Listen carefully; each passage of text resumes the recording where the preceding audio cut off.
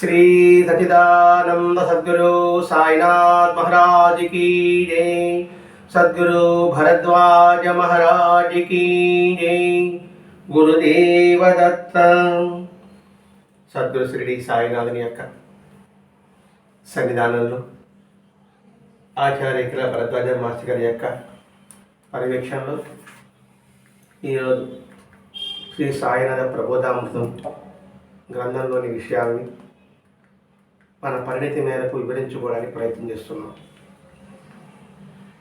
అంటే ఈ గ్రంథంలో వివరణన్నా తెలుసుకోవాలన్నా అర్థం చేసుకోవాలన్నా మన జీవితానికి అనుసంధానం చేసుకోవాలన్నా చాలా చాలా సూక్ష్మంగా పరిశీలనాత్మకంగా మహాత్ముల యొక్క వాక్యాన్ని అర్థం చేసుకోవడానికి నిరంతరము కృషి ప్రయత్నము కావాలి. ఎందుకు అర్థం చేసుకోవడానికి కృషి ప్రయత్నం కావాలి అంటే మానవ జన్మ అత్యంత ఉన్నతమైనది, శ్రేష్టమైనది. ఈ మానవ జన్మ ద్వారానే మనం తరించడానికి అవకాశం ఉంటుంది. ఇంకా ఏ ఇతర జన్మల్లో కూడా అటువంటి అవకాశం ఉండడానికి అసలు వీలే ఉండదు. ఒక కుక్క భగవన్నామాన్ని స్మరించలేదు, ఒక కాకి భగవంతుని కీర్తన పాడలేదు. ఇట్లా అనేక జీవ జంతువులు మనం పరిశీలించుకుంటే వాటికి లేని ప్రాధాన్యత భగవంతుడు ఈ మానవ శరీరానికి ఇచ్చాడు. కాబట్టి దీన్ని సాధనం చేసుకోగలిగితే మానవుడు మహనీయుడు కావడానికి, మహనీయుడు మహాత్ముడు కావడానికి, మహాత్ముడు దైవాంగ సంబుధుడు కావడానికి అవకాశం. అందుకే భగవంతుడు మన అవసరాలు తీర్చడు, అవకాశాలు ఇస్తూనే ఉన్నాడు. ఉన్నతమైన స్థానాన్ని పొందడానికి, ఉన్నతమైన వ్యక్తిగా తీర్చిదిద్దబడడానికి, ఉన్నతమైన వ్యక్తిగా మారడానికి. మొట్టమొదటి నాకు ఉన్నతమైన వ్యక్తిత్వం లేదు, కానీ మారడానికి అవకాశాలు మాత్రం ఉన్నాయి. ఆ అవకాశాలు సద్గురు యొక్క సాన్నిధ్యం వల్ల కావచ్చు, సద్గురు యొక్క వాక్కుల వల్ల కావచ్చు, సత్సంగత్యం వల్ల కూడా కావచ్చు. ఇలా వాటి ద్వారా ఎవడైతే దుర్జనుడు సజ్జనుడు కాగలిగాడో ఆ సజ్జనుడు మన దుర్జనుడు కాకుండడానికి చాలా జాగ్రత్త పడాలి. దుర్జనుడు సజ్జనుడు కావడం చాలా కష్టం. ఆ సజ్జనత్వాన్ని నిలుపుకోవాలంటే ఇంకా చాలా కష్టం. అర్థమేదనుకుంటున్నా. డబ్బు సంపాదించడం చాలా కష్టం, దాన్ని కాపాడుకోవడం అంతకన్నా కష్టం. అధికారం పొందడానికి చాలా కష్టం, కానీ అధికారం నిలుపుకోవడానికి ఇంకా చాలా కష్టం. అట్లాగే మనకి మార్గం ఇచ్చాడు దుర్జనత్వానికి. అంటే భగవద్గీత ఏం చెప్పాడు? అసురభావాల నుంచి దైవ భావాలుగా మారడానికి మార్గం మనకి కృష్ణ భగవానుడు భగవద్గీతలో అందించున్నాడు. ఆ అందించిన విధానాన్ని మనకి సులభమైన రీతిలో విధానంలో అందించినాడు షిరిడి సాయినాథుడు. ఆ షిరిడి సాయినాథుడి యొక్క ప్రబోధం అంటే మేల్కొల్పడం, నిద్రపోతున్న వాడిని మేల్కొల్పడం. వారి యొక్క మాట ఎలా ఉంటుందంటే నిద్రపోతున్న వాడిని మేల్కొల్పడమే. అంటే నిద్రపోవడం అంటే ఏంటి? ఏదో కళ్ళు మూసుకునడం కాదండి. అజ్ఞానం, చీకటి, అసతోమ తద్గమయ, తమసోమ జ్యోతిర్గమయ. తమస్సు అంటే అజ్ఞానము, అసురీభావం. అది జ్యోతిర్గా వెలగాలి. అది మనకి శాస్త్రంలో చెప్పబడి ఉంది. అసతోమ సద్గమయ, అసత్యముని సత్యములోకి ప్రవేశించు. ఈ రెండు విధానమే సాయినాథ ప్రబోధ అమృతం. ఆ మేల్కొల్పడమే అంటే ఎప్పుడు నిరంతరము ఎరుకలో కలిగి ఉండడం, వర్తమానంలో ఉండడమే. వర్తమానంలో ఉన్నప్పుడే అది మేల్కొనడము. అలా కాకుండా పాస్ట్ అండ్ ఫ్యూచర్లో ఉంటే అజ్ఞానంలో ఉన్నట్టు. అంటే నిరంతరము నిద్రలో ఉన్నట్టు. ఆ విధానం కలపడమే సాయినాథ తత్వ జీవిత విధానంలో కూడా. నువ్వు పూజ చేసేటప్పుడు ఏది మర్చిపోయినా, హారతి రాకుండా బాతాకాడి కొట్టినా, అలాగే సద్గంధాలు పారాయణ చేసిన, ఎందుకు బాబా హెచ్చరిస్తుండేవాడు? పారాయణ ఎలా చేయాలో చెప్పాడు, భక్తుడు ఎలా ఉండాలో చెప్పాడు, శిష్యుడు ఎలా ఉండాలో చెప్పాడు. అందుకని ఇక్కడ బాబా సాంప్రదాయం ఏంటంటే, మనకి కొన్ని విషయాలు కొంచెం వైరుధ్యంగా వేరుగా అనిపించవచ్చు. ఏంటి, బాబా ఆ వేషం వేసుకున్నాడే, మా తులసి కొడి పెట్టాడే, అగ్ని వెలిగించాడే, అల్లామాలే అంటున్నాడే, మళ్ళీ భాగవతం చదవమన్నాడే, విష్ణుపారాయణ చేయమన్నాడే అని మన దృష్టికి అలా అనిపించవచ్చు. అంటే మన దృష్టికోణం ఏంటంటే, బాహ్యమైన ఆచారాలని మనం చూస్తున్నాం, బాహ్యమైన సాంప్రదాయాన్ని చూస్తున్నాం. కానీ అంతర్గతంగా అందులో భావాన్ని మనం గుర్తించలేకపోతున్నాం. కాబట్టి వాళ్ళ యొక్క జీవన విధానము ఇదేంటి, ఈ కాలంలో అది హిందూ సాంప్రదాయం కాదు, ఇటు ముస్లిం సాంప్రదాయం కాదు. వేషమేమో ముస్లిం సాంప్రదాయం ఉంది కాబట్టి ఆయన ముస్లిం అనుకుందామా లేక హిందూ అనుకుందామా? కాబట్టి ఆయన ఆచారపరాలు ఇలా ఉంది కాబట్టి ఆయన మాట మనం ఎందుకు తినాలి, ఎందుకు పట్టుకోవాలి, ఎందుకు ఈ సాంప్రదాయం? హిందూ సాంప్రదాయం ఉంది, ముస్లిం సాంప్రదాయం ఉంది అనుకుంటున్నాము. అంటే ఇక్కడ ముస్లిం సాంప్రదాయం కావచ్చు, అంటే బౌద్ధ సాంప్రదాయం కావచ్చు, క్రీస్తు సాంప్రదాయం కావచ్చు, జైన మత సాంప్రదాయం కావచ్చు. ఈ సాంప్రదాయం మూలమంతా ఏమిటి? ఆ మూలం చెప్పడమే బాబా యొక్క ఉద్దేశం. అలాగే ధర్మశాస్త్రాలు అలాగే చెప్పబడి ఉంది కూడా. అంటే బ్రహ్మ అన్నప్పుడు మనకు అనుమానం వచ్చినప్పుడు ఇది చేయడమా చేయకపోవడమా, అది ఏ పనైనా కావచ్చు అన్నప్పుడు మనకు శాస్త్రం ఇలా చెప్తుంది కదా, మరి ఆయన ఇలా చెప్తున్నాడే, మరి ఎలా చేయాలి? ఇప్పుడు అతిదేవో అన్నారు పెద్దలు, శాస్త్రం చెప్పబడి ఉంది. అతిథి అంటే ఎవరు మనకి తెలియదు, ఆ శాస్త్రం అర్థం కాదు. దానికి బాగా వచ్చినాడు, అతిథి అంటే అనుకోకుండా వచ్చేవాడు అతిథి అన్నాడు. అప్పుడు బాబా ఏం చెప్పాడు, ఆకలి కూడా ప్రాణికి అన్నం పెట్టరు అన్నాడు. అదేంటి బాబా దానికంటే అన్నం పెడతారు, అది అతిథి ఎలా అవుతుంది? బాబా రొట్టిదమ్మన్నాడు ఒక ఆవిడని, ఆయన తీసుకొచ్చింది బాబా, కానీ బాబా కుక్కకు వేశాడు. అదేంటి బాబు నీకు అది ఇచ్చాను అంటే దానికి ప్రాణం ఉంది, అడగానే నోరు లేకపోవచ్చు. ఆకలి ప్రాణం పెడితే అతిథి. అలా కాదండి, అతిథి అంటే మా కులం వాడు, మా జాతి వాడు, మా గోత్రం వాడికే నేను అన్నం పెడతాను అనే కదా నానా చతుర్కలు అంటున్నప్పుడు అప్పుడు బాబా ఇచ్చిన వివరణ అదే. కాబట్టి నీకు శాస్త్రంలో చెప్పిన భావం అర్థం కాకపోతే బ్రహ్మవేత్తైన గురువు ఆజ్ఞను నువ్వు శిరసావహించు. ఎందుకంటే వాళ్ళు అనుభవపూర్వకంగా ఉన్నారన్నమాట, అనుభవంగా జీవిస్తున్నారు, అనుభవంగా చెబుతున్నారు. అందుకే మనం ఏ పని చేసినా శాస్త్రంలో ఇవ్వబడి ఉందా, శాస్త్రం చెప్పబడి ఉందా అని చూసుకుంటూ ఉండాలి. నేను మాట మాట్లాడాను, ఈ మాట ధర్మబద్ధంగా ఉందా, ఈ శాస్త్రంలో ఉందా? లేదు, శాస్త్రం నాకు తెలియదు. కాబట్టి మనం ఎవరైతే ఆశ్రయించామో ఆ సద్గురు యొక్క జీవిత విధానంలో ఉందా, ఇలా చూసుకుంటూ ఉండాలి. మన మాటలో కావచ్చు, మన ఆలోచనలో కావచ్చు, మన యొక్క భావాల్లో కావచ్చు, మన యొక్క నడతలో కూడా కావచ్చు. అంటే ప్రతి క్షణము ఆ ధర్మచక్రంలో ఉందా అని చూసుకుంటూ ఉండడమే. ఆ ధర్మచక్రం మన కంటికి కనబడదు, గోచరం కాదు. అందుకని మహాత్ములే అవుతారు. ఆ మహాత్ములు ధర్మశాస్త్రంలో ఉన్న సత్యాలంతా కూడా ఒక స్వరూపంగా ఏర్పడి ఉన్నారు. ఇప్పుడు బాబా పెట్టుకున్నాం కూడా బాబా గురించి చెప్పుకున్నాం. యేసుప్రభు అంటే యేసుప్రభు అంతే, ప్రవక్త అంతే, బుద్ధుడు అంతే, తీర్థగంగులు అంతే. ప్రతి ఒక్కరు కూడా అటువంటి విధానమే కలిగి ఉన్నారు వాళ్ళ జీవిత విధానం. కాబట్టి వాళ్ళు ధర్మశాస్త్ర వ్యతిరేకంగా కనిపించినట్లే కూడా మనం వారి ఆజ్ఞలు పాటించవలసిందే. చూడటానికి ఏ విరుద్ధంగా చెప్తున్నాడే అనిపిస్తుంది. దాని ఉదయం బాబా చెప్తున్నారండి, మళ్ళీ బాబు మేక నరకమంటాడు. మేక నరకం హింస కదా, మరి ఆయన చెప్తున్నాడే అని బడేబాబు వెళ్ళిపోయాడు. శ్యామలు వచ్చాడు, నేను కత్తి వేస్తానని చెప్పేసి వాడి వెళ్ళిపోయాడు. రాధాకృష్ణ కత్తి ఇచ్చింది కానీ తిరిగి తీసేసుకుంది. అంటే వాళ్ళంతా దృష్టి ఏంటి? బాబా ధర్మం తప్పుతున్నాడు, అంతే కదా. ధర్మం తప్పడం కాదు, నీ భక్తిని పట్టిస్తున్నాడు ఇక్కడ. గురువు పట్ల నేను గురువుని పూజిస్తున్నాను, గురువుని సేవిస్తున్నాను, గురువు పూజ చేస్తున్నాను అంటున్నాను కదా.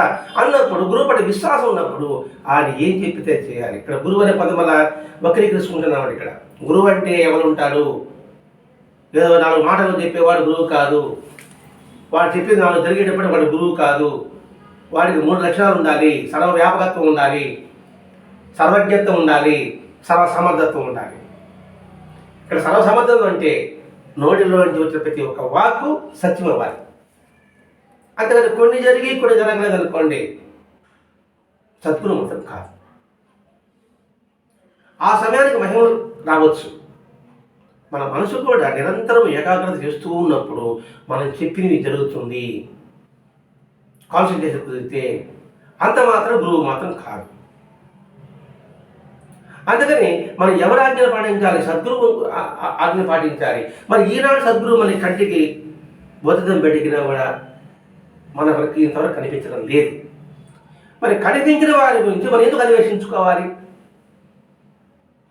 కనిపిస్తున్నారు. బాబా కూడా కనిపించలేదు. బాబా పక్కన పెట్టు. భూమి కనిపిస్తుంది, సూర్యుడు కనిపిస్తున్నాడు, చంద్రుడు కనిపిస్తున్నాడు, పుట్ట కనిపిస్తుంది, చెట్టు కనిపిస్తుంది. మరి వాటి ద్వారా నువ్వు గ్రహించవచ్చు కదా. నేను మారాలి అనుకున్నప్పుడు వాటిని ఆదర్శంగా తీసుకొని నువ్వు జీవించవచ్చు కదా. అంటే మనం కప్పిపుచ్చుకోవడం కోసంగా వారు ఎవరు లేరు కాబట్టి, నాకు తెలియదు కాబట్టి నేను ఇలా ఉంటున్నాను అని మనకు సమర్థించుకుంటుంటాం.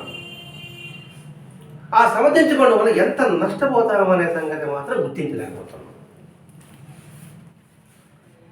అది ఇక్కడ ఇప్పుడు ఆయన వేషం, ఆయన ఏదో దేవుడు ఎలా అంటాం, ఇప్పుడు కులం అంటారండి. కులం అనేది పుట్టుకతో వచ్చిన కులం కాదు, గుణాన్ని బట్టి కులం. గుణాన్ని బట్టి కులం, అది చేసుకోవాలి మనం గట్టిగా. గుణాన్ని బట్టి కులం, జన్మను బట్టి మాత్రం కాదు.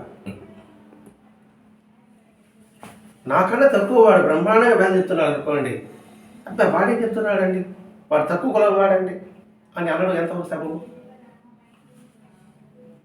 కాబట్టి ఇక్కడ నేను ఉన్నత కులంలో పుట్టా, నాకు సగసాత చదువుకున్నా, అతను ఉన్నత కులం లేదు కానీ సగసాత ఎరిగిన వాడు. కానీ నేను అనుకున్నాను నాది తామస గుణం, అంటే రాక్షస గుణం, నేను తప్ప ఇంకెవరు ఉండకూడదు. ఈ భావాలు ప్రకటమవుతుంటుంది. అందుకే మహాభారతంలో ఉంది గుణాన్ని బట్టి కులము, అంతేగాని జన్మను బట్టి కాదు. భారతంలో యుద్ధ పరీక్షలు పెడతారు కదా. యుద్ధ పరీక్షలు పెట్టినప్పుడు పాండవులు ఉన్నప్పుడు కర్ణుడు వస్తాడు. కర్ణుడు వచ్చి అర్జునుడిగా విలువ చేస్తాడు. అక్కడ చేసినప్పుడు పోటీలో పాల్గొనడానికి వస్తాడు. కర్ణుడు పాల్గొనడానికి వచ్చినప్పుడు నువ్వు ఈ పోటీ వచ్చి క్షత్రియుడికి మాత్రమే, కాబట్టి నువ్వు ఏదో సూతకలంలో పుట్టినవాడు కాబట్టి నువ్వు అనర్హుడివి అని అన్నప్పుడు అప్పుడుగా దుర్యోధనుడు అతనికి రాజ్యం ఇచ్చి ఇతను రాదు కాబట్టి పోటీలో పాల్గొనవచ్చు అన్నాడు. అంటే అర్జునుడికి మించిన విలువిద్య కర్ణుడి దగ్గర ఉంది కాబట్టి. అంటే ఇక్కడ కర్ణుడు గొప్పతనము, దుర్యోధనుడు గొప్పతనం చెప్పడం ఉద్దేశం కాదండి. ఇక్కడ వాడి గుణాన్ని బట్టి కులము. కాబట్టి ఇక్కడ కులాన్ని నువ్వు జన్మను బట్టి నువ్వు కులాన్ని నిర్ణయించవద్దు. ఇప్పుడు మన ఇంట్లో నాకు 4 కొడుకులు అనుకుందాం. ఒక తండ్రి బిడ్డ 4 కొడుకులు.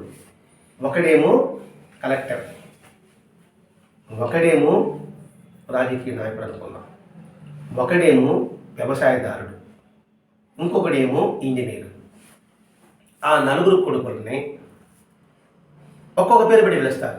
వాడు ఇంజనీర్ అంటారు, వాడు కలెక్టర్ అంటారు, వాడు వ్యవసాయదారుడు అంటారు, ఇంకొకడు రాజకీయ నాయకుడు అధికారాలు అంటారు. మరి ఆ 4 ఎవరు? ఒక తండ్రి బిడ్డలే. వాడి వాడి గుణాన్ని బట్టి వాడు కలెక్టర్ అంటున్నారు. వాడు కలెక్టర్ అయినంత మాత్రాన ఆ తండ్రి బిడ్డ ఉన్నా కాదా? కాబట్టి ఇక్కడ జన్మను బట్టి కాదు, గుణాలను బట్టి నువ్వు కులం పాటించు. అలా పాటించకపోతే నీలో రాజస గుణం, తామస గుణం, ఇంక నేనే ఎక్కువ, నేనే గొప్ప అనే భావన ఉంటుంది. అటువంటి వారితో సాత్వికులకు పొత్తు తగదు. నాకన్నా గొప్ప మేధావి, పాండిత్యంలో మేధావి, చదువులో మేధావి, డబ్బులో మేధావి, అధికారంలో మేధావి, జనబలం కూడా ఉండొచ్చు. కానీ వాడి భావం ఎలా ఉంది? ఎదుటి వాడు తక్కువ భావం ఉంది. ఎంత ఉన్నప్పటికీ కూడా వాడు తామస గుణం, రాక్షస గుణం.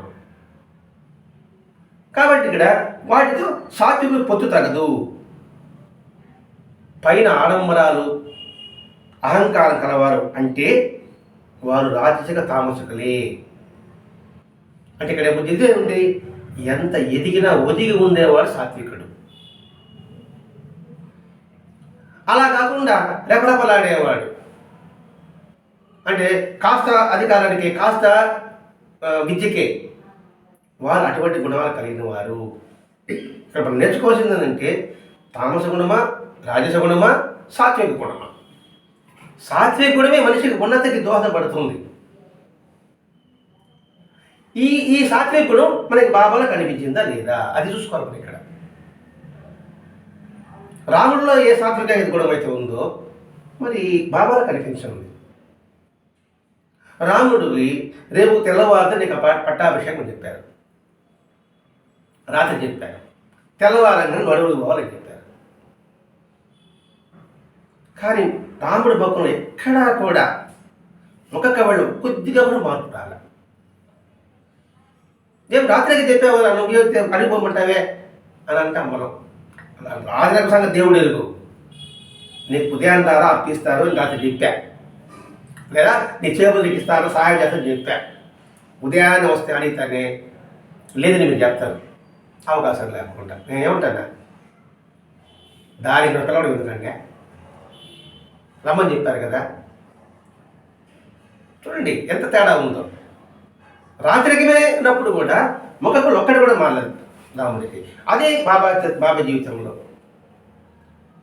కొన్ని వేల మంది ఆడ కూర్చొని ఉంటే నానావరణ వచ్చి లై అన్నాడు. లై అంటే ఎలా ఉంటుంది చెప్పండి, అంతమంది జనంలో. మనమే ఒక దగ్గర కూర్చొని తబక్కల నుంచి లీర అంటే మనం ఎలా ఉంటాం ఒక ఫంక్షన్లో? లేదా మనం ఫోన్ వచ్చి బయట వెళ్ళిన తర్వాత ఇంకోటి దగ్గర కూర్చుంటేనే వాడిని ఏమంటాం మనం? ఇది నా సీట్ అంటాం, పక్కన ఖాళీ సీట్ ఉన్నప్పటికీ కూడా. ఇక్కడ బాబా విధానం సాంప్రదాయం అంటే నువ్వు ఫౌండేషన్ బాగా చేసుకో. ఈ ఫౌండేషన్ ఎవరు చెప్పాడు? భగవద్గీత చెప్పితే బాబా చెప్తాడు, కొత్త ఏం చెప్పడం లేదండి. భగవద్గీత చెప్పాడు, దైవాస సంపద విభాగ యోగం కొత్తగా పెట్టాడు, దైవము అసురుడు అనేసి. అదొక సంపద, అదొక విభాగ యోగం, ఎలా విభజించాలో కూడా భగవద్గీతలో ఒక అధ్యాయం కూడా. ఆ భావాన్ని బాబా ఏం చెప్తున్నాడు? అవి ఏమి శ్లోకాలు చెప్పకుండా భావాన్ని మాత్రం మనకు అందిస్తున్నాడండి. ఇదే విధంగా భరద్వాజ మహర్షి గారికి నువ్వు అందరూ నమస్కారం పెట్టించుకుంటున్నావయ్యా అంటే ఆయన ఏమన్నాడు? నేను అందరిలో బాబాను చూస్తున్నాను, నేను వాళ్ళందరూ నేను నమస్కారం పెడుతున్నాను. మీరు నమస్కారం పెట్టగానే ఆ నమస్కారాన్ని బాబాకు సమర్పిస్తున్నాను అన్నాడు మహర్షి గారు, భరద్వాజ మహర్షి గారు. అప్పుడేమన్నారు అంటే దానిలో కూడా బాబా ఉన్నాడు కదా, నువ్వు నాకు నమస్కారం పెడతావా? పెడతామన్నాడు. మాస్టర్ గారు ఐఏఎస్ ఆఫీసు పోకుండా ఉన్నవాడు, విద్యానగర్లో English head of department professor. ఆ ప్రొఫెసరు ఆయన నమస్కారం పెడతా ఉంటున్నాడు. ఇక్కడ కాదు, బజార్లో 4 రోజులు కోళ్ళది పెట్టాలన్నారు, పెడతారని మాస్టర్ గారు బయలుదేరారు. అర్థమైంది భావిస్తున్నాం. ఈ లక్షణాలు అలవర్చుకోవడం కోసమే సాయి విధానం మనకు అందిస్తున్నారు. ఈ విషయం వేద సమ్మతం అంటే వేద సమ్మతమే. అందుకే మహాభారతం చెప్పుకున్నాం మనం, భాగవతంలో ఉంది, రామాయణంలో ఉంది. అందుకే వీటంతా మీద ఉన్న మాస్టర్ గారు పురుష సూక్త రహస్యం అనే గ్రంథంలో మాస్టర్ రాశారండి. పురుష సూక్త రహస్యం అది ఒక ప్రింటింగ్, రెండోసారి ప్రింటింగ్, ఇంకా రెండోసారి రాలా. మాస్టర్ గారు అందించింది ఏదండి? ప్రతి ఒక్కటి అందించారండి మాస్టర్ గారు అందం. ఆ అందించిందని అందుకోలేకపోతున్నాం. ఇంకొత్త వాటికి ఎక్కడ పరిగెత్తేది? ఇంకో ప్రత్యేక గ్రంథాల కోసం మనం ఏం చదువుతాం? ఇది కానీ అర్థం ఉంటే ఇంకో గ్రంథం పట్టుకోవాలి. అందుకని భరద్వాజ మాస్టర్ ది గ్రేట్ అని ఎందుకంటున్నారంటే ఇది ఆయన అందించినది, ఆయన తెలియజేసినది ప్రపంచంలో మనకి ఎక్కడా కనిపించలేదు. మనకు కనిపించలేదు అంటే మన పరిధిలో. మనం ఎక్కడున్నాం? ఈ సూర్యపేట గ్రామంతో ఉన్నాం మనము. మనకి పెద్ద పెద్ద సత్యాలు మనకు అర్థం కాకపోయాయి, తెలియకపోయాయి. అది సులభంగా అందించాడు భరద్వాజ మహర్షి గారు. అంటే భరద్వాజ చెప్పినది ఇంకక్కడ లేదని కూడా కాదండి, మనకు అందుబాటులో దొరికాడు భరద్వాజ మహర్షి గారు. ఇది మనం గుర్తుపెట్టుకోవాలి ఇక్కడ. అదే మహర్షి గారు ఆ పురుష కూడా ఇచ్చాడు. ఆ విధానం మనకు తెలియడం కోసంగా అక్కల కోసాం చరిత్రలో ఒక హరిజనుడి ఇంట్లో స్నానం చేసి అక్కల కోసానికి వస్తే ఒక భక్తుడు ఆ పక్కన ఉంటాడు నాలాంటి ఆచారవంతుడు, పొర నువ్వు వాళ్ళ ఇంట్లో అంటరాని స్నానం చేసి వచ్చావా అనేసి. అప్పుడు అక్కల కోసం ఏం చెప్పాడు? వీడు జనం పుట్టాడు. అంటే ఏంటి? అక్కడ భక్తుడి యొక్క కులం కాదు మనకు ముఖ్యం, వారి యొక్క గుణం, వారి యొక్క ఆదత, వారి యొక్క భక్తి. ఇది పట్టుకోవాలి మనం. వాడి ఆకారం ఎలాగైనా ఉండొచ్చు కాక, వాడి జన్మత ఎలాగ ఉండొచ్చు కాక, కానీ వాడి ప్రవర్తన ఎలా ఉంది, అది ఉత్తమంగా ఉంది. ఆ ఉత్తమంగా ఉన్నవాడు సాత్వికుడు కాబట్టి ఆ సాత్వికుడితో నువ్వు సహవాసం చేయవచ్చు, చెయ్యాలి కూడా. మనకు కావాల్సిందేంటి? ఉత్తమైన గుణం, సాత్వికమైన భావాలు. అది నక్కలపాట సామెతలో అందే చెప్పాడు. మన బాబా చేతిలో కూడా ఒకడు వచ్చి బాబాకి మా ఇంటికి భోజనాన్ని ఆహ్వానిస్తాడు. రే నా బదులు బాలా పాటిల్ అనే అతను తీసుకోవాలంటాడు. అంటే ఒక మాట అంటాడు, ఆయన తక్కువ కులం వాడేసి నువ్వు ఇంటి బయట అన్నం పెట్టబోతావు వాడికి. ఎందుకు హెచ్చరించాడు బాబా? ఇదంటే మనం తెలుసుకోవాల్సింది. ఎవరైతే నువ్వు ఆశ్రయించావో అది ఏ గురువైనా కావచ్చు, ఏ భగవత్ స్వరూపంలో కావచ్చు కాక, వారు చెప్పిన జీవన విధానాన్ని క్షుణ్ణంగా పరిశీలించాలి. పరిశీలించి ఆ విధానాన్ని మనసుకు హత్తుకోవడానికి చేసుకోగలగాలి. నువ్వు భగవంతుణ్ణి ఏ విధంగా ఆరాధించావు కాదు, ఆ భగవంతుని ద్వారా నీలో ఏ విధంగా మార్పు వచ్చింది, ఎంతగా ఎదిగావని కావాలి. అర్థమని భావిస్తుంటున్నాను ఇక్కడ. నేను భావాన్ని పూజిస్తున్నా. భావాన్ని పూజించడం వల్ల నీలో యొక్క భావాలు ఎంతవరకు ఎదిగినాయి అంటే, ఇంతవరకు ఎదిగాయంటే అప్పుడు మనం చేసిన నిజమైనది పూజ, నిజమైన భక్తి. ఎదుగుదల లేకుండా ఇంకా దిగుదలకున్నప్పుడు నువ్వు చేసేందుకు దొంగ పూజ, పైకి ఆడంబరంగా చేస్తున్నావు, ప్రదర్శన కోసం చేస్తున్నావు. పాత్రకి ఎంత మరణం పోయిందా లేదా అని చూసుకుంటూ ఉండాలి. ఆ పాత్రే మన మనస్సు, ఆ పాత్రే మన దేహం. అది గమనించమంటున్నాడు ఇక్కడ. అలా ఈ విషయం వేద సమ్మతం కూడా. అందుకే సాధకుడు అనేవారి దృష్టిలో రెండు కులాలు ఉంటాయి. సాధకుడు అని, నేను సాధకుడిని, భక్తుడు చెప్పలేమండి. సాధకుడు భక్తుడు సాగిన తర్వాత సాధన పరిపక్వత చెందితే భక్తి. సాధనే పరిపక్వత లేదే, ఈ సాధనలని వేరుగా చూస్తున్నానే.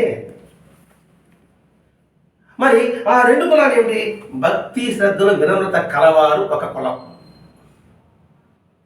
భక్తి శ్రద్ధలు వినమ్రత లేని వారు మరొక కులం. ఇంకా చెప్పుకుంటే మంచి కులం, చెడు కులం. ఇంకా అర్థం కావాలంటే మంచి కులం రెండే ఉంటుంది. ఈ ప్రపంచం అంతా కూడా చూసుకుంటే, సాధకులనే కాదు, ఈ ప్రపంచం అంతా చూస్తే ఇవే రెండు కులాలు. అంతేగాని జన్మను బట్టి మాత్రం కాదు. అందుకే భగవద్గీత మనం ప్రమాణం అనుకున్నప్పుడు ఆ భగవద్గీతలో దైవాసుల సంపద వివాహ యోగం దాన్ని క్షుణ్ణంగా పరిశీలించాలి. మనం భగవద్గీత చదవకపోతుంది, చెప్పినా వినకపోతుంది, విన్నా మనకు అర్థం కాకపోయా. అందుకని అర్థం కాదు కాబట్టి మానవ యొక్క జీవిత విధానం, మహాత్ముల యొక్క జీవిత విధానం అదే ఉంది. ఇప్పుడు అన్నమయ్య బ్రహ్మం ఒక్కటి, పరబ్రహ్మం ఒక్కటి అని చెప్పాడా లేదా?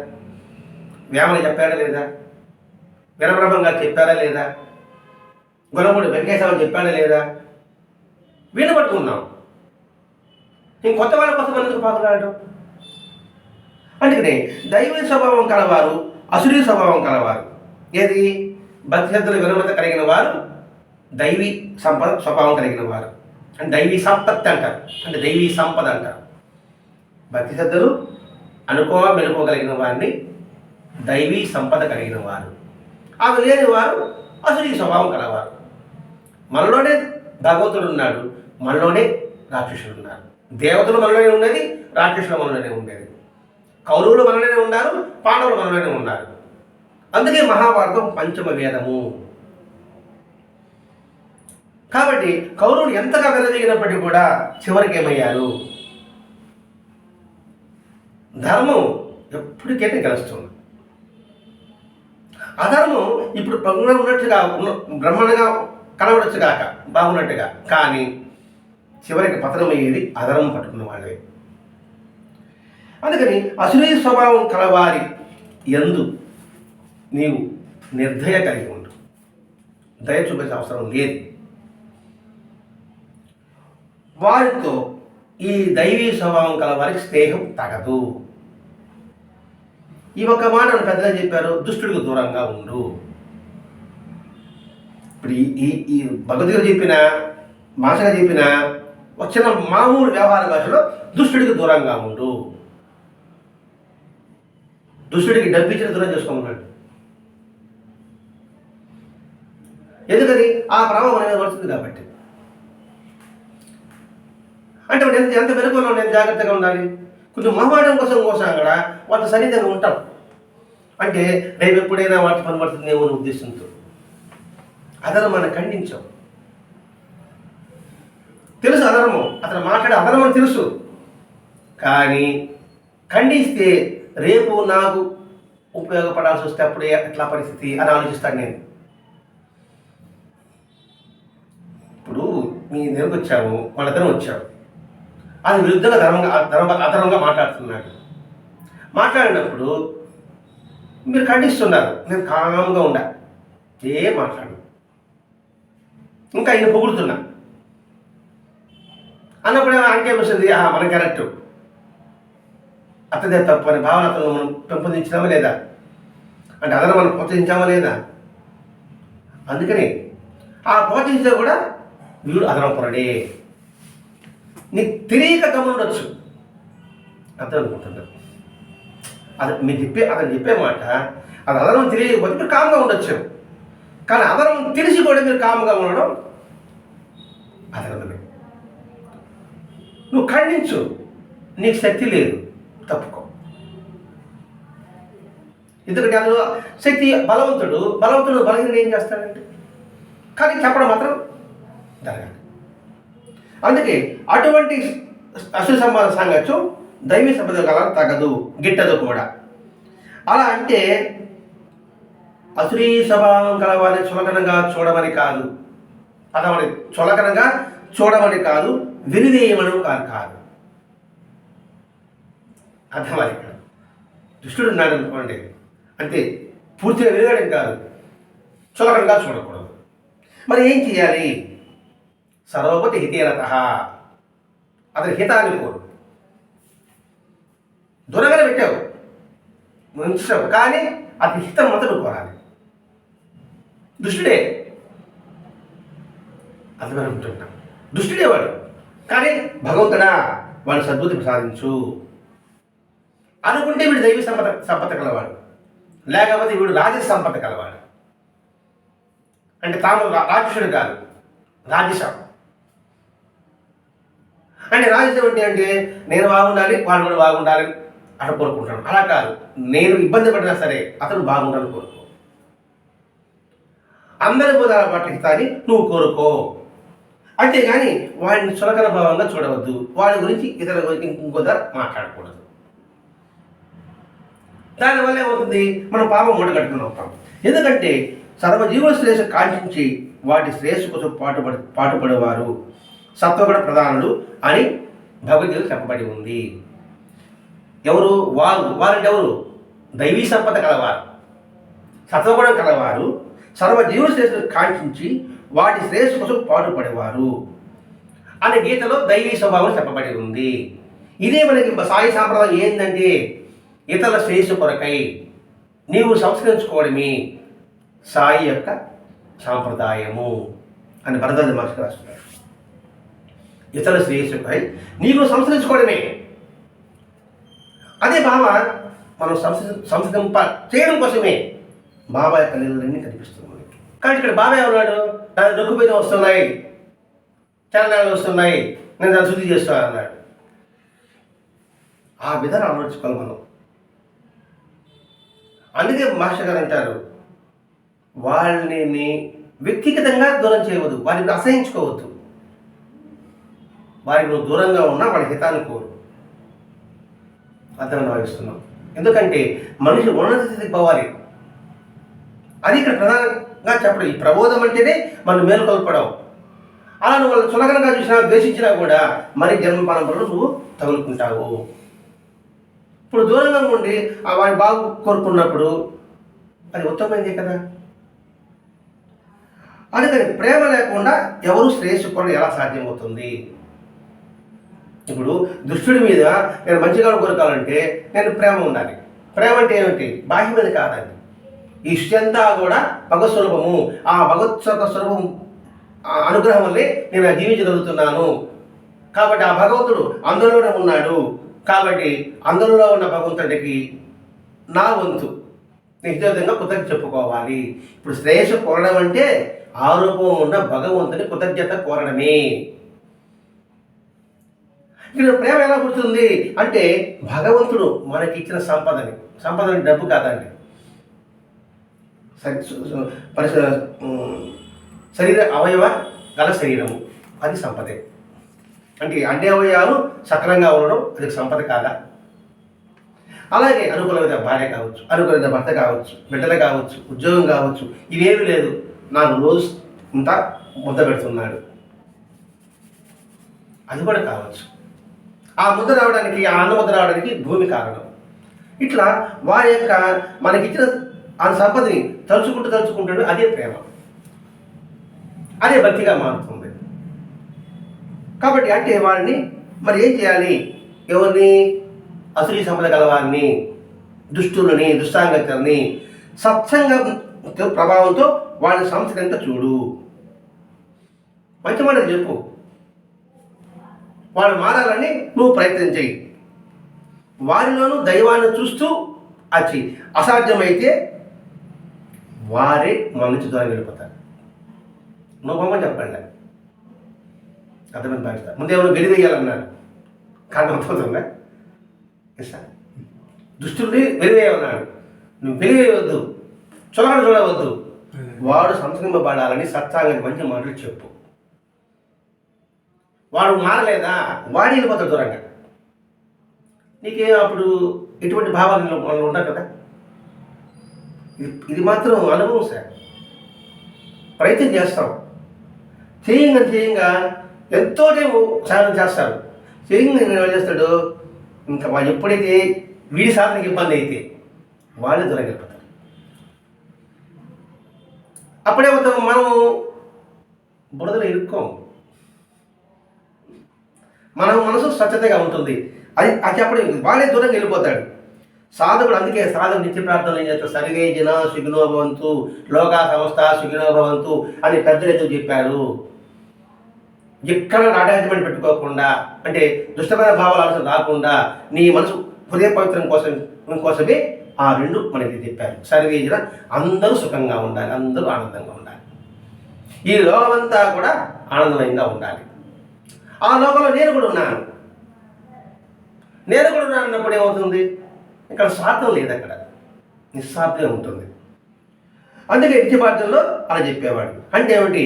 తన తపశక్తి బలమంతా కూడా భగవత్ అర్పితం చేయాలి. అందుకే పూజలో సర్వం శ్రీ పరమేశ్వరార్పణమస్తు అంటారు కదండి. ఇప్పుడు నేను పూజ చేశా, నా ఖర్చుతో చేశా, నేను కష్టపడి నేను శ్లోకాలు చెప్పా, మరి ఈ ఫలితాన్ని ఆయనకి ఎందుకు అర్పించడం? నేను కష్టపడి చేసుకున్నాను అనే భావం నాకు వస్తుంది. ఆయనకు అనిపించడం అంటే ఆయనలో సకల జీవులు ఉన్నారు, ఆ జీవులు నేను ఒకటి కదా, ఇటు నాకు వస్తుంది, ఇటు అన్ని జీవులకి కలుగుతుంది. అర్థం భావిస్తున్నాను. ఒక పదార్థం తయారు చేసి అక్కడ పెట్టాము. పెట్టిన తర్వాత అందరికీ పంచినప్పుడు ఆ పంచలో నాకు వస్తుందా, ఆ భాగం నాకు వస్తుందా రాదా? అది నేను తయారు చేశాను కాబట్టి, నేను కనుగొన్నాను కాబట్టి ఇది నాకే సొంతము అనుకోవడం రాక్షస గుణం. అలా అందరికీ పంచడం, అది మొత్తం నేను తినలేను కదా. 1 కిలో ప్రసాదం చేశానంటే నేనే తింటానంటే తినగలనా? అదండి ఇక్కడ నేను చేసిన పూజా పంతాన్ని నీకు అర్పిస్తున్నా, నీకు అర్పిస్తే సగల జీవుడు అర్పించినట్టు, అందులో నేను ఉంటా. చుట్టుముదట్లో నీళ్ళు పోస్తే కొమ్మకి రమ్మ కండినట్టుగా. అందుకని మన పూజలో ప్రార్థనలో కానీ సర్వేజన శిగ్నా భవంతు, సర్వశ్రీ పరమేశ్వరపణమస్తు అని పెద్దలు చెప్పారు. ఇది మన ఈ సాంప్రదాయంలో కాదండి, బౌద్ధ సాంప్రదాయంలో ఉంది. అన్ని సాంప్రదాయాలు ఉందండి, కానీ దాన్ని మనం గుర్తించలేకపోతున్నాం. ఆయా మద్దతులు ఆ సాంప్రదాయం వాళ్ళు కూడా దాన్ని అవగాహన చేసుకోలేకపోతున్నారు. అవగాహన ఉంటే తారతమ్యాలు ఉండవండి, మత కలహాలు ఉండవండి. అవగాహన లేకపోవడం వల్లే మతము, కులము, జాతి, వర్గము ఇన్ని ఏర్పడుతున్నాయి. వీటికి అతీతంగా ఉండమని బాబా యొక్క అవతరణ. వాటి సంబంధం లేదు, మనమందరం మానవులు. అందుకే 2 కులాలు ఎవరు? ఒకటి చెడ్డవాడు కులం, 2 మంచి కులం. భక్తి కలవారు ఒక కులం అయితే భక్తి లేని వారు ఒక కులం. ఎందుకు బాగా చెప్తున్నారంటే ఇది కోసమేనండి. అందుకే బౌద్ధమతం చెప్తుంది, సకల జీవుల దుఃఖాన్ని రూపుమాపి వాటి ఉద్ధరణకి కలగడానికి నేను తపస్సు చేస్తున్నాను అని కంకణం కట్టుకోవాలి. బౌద్ధమతంలో సన్యాసి తీసుకుంటే వాడు చేసిన ప్రార్థన ఏంటంటే సకల జీవుల దుఃఖాన్ని రూపుమాపి వాటి ఉద్ధరణకి కలగడానికి నేను తపస్సు చేస్తున్నా. ఇక్కడేమన్నాడండి? సకల జీవులు అన్నాడు. అందరు వీడు కూడా ఉన్నాడు కదా, అర్థం చేసుకోవాలి. ఇక సకల జీవులు దుఃఖాన్ని రూపమాపడం కోసంగా వాటిని ఉద్ధరణ చేయడం కోసం నేను తపస్సు చేస్తున్నా.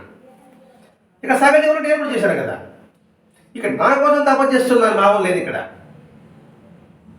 అందరి కోసం తపస్సు చేస్తున్నా, అందరిలో నేనున్నా.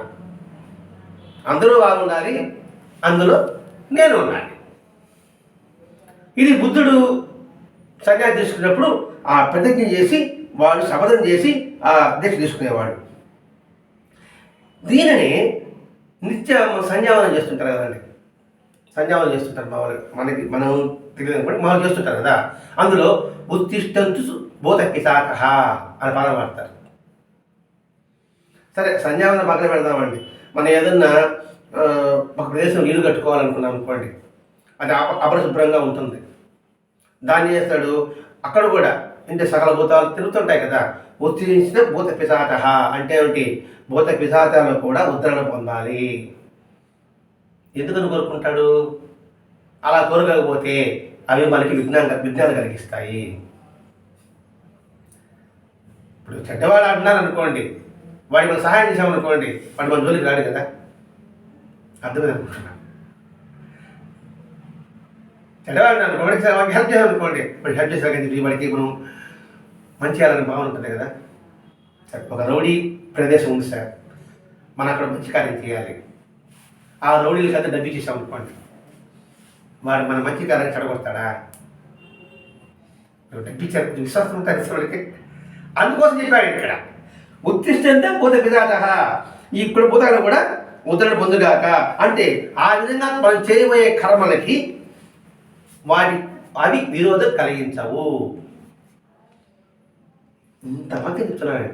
అందుకని మన పెద్దలు ఈ మంత్రాల్లో ఉన్న అర్థాన్ని భావాన్ని మనకు వివరిస్తున్నాడు. అంటే వాటి విరోధానికి గురి కాకుండా సఫలమవ్వాలని అది సంకల్పం. అంటే దీన్ని బట్టి మనకేమవుతుంది? ఇక్కడ ప్రతి ఒక్క విషయంలో కూడా క్షుణ్ణంగా పరిశీలించు, గుణాన్ని బట్టి కులాన్ని నిర్ణయించు. సకల జీవ శ్రేయస్సు కోసమే నువ్వు పాటుపడు. అది నీ ధర్మం కావాలి, నీ కర్తవ్యం కావాలి. దుష్టుడికి దూరంగా ఉండు, అంతేకాని దుష్టుడి ద్వేషించవద్దు. మరి అతని కోసంగా నువ్వు ప్రార్థించు. అలా చేస్తే నీలో సాధకునిగా నువ్వు ఒక ఉన్నత స్థానానికి నువ్వు వెళ్ళిన మాట అవుతావు. ఇదండి చెప్పేది.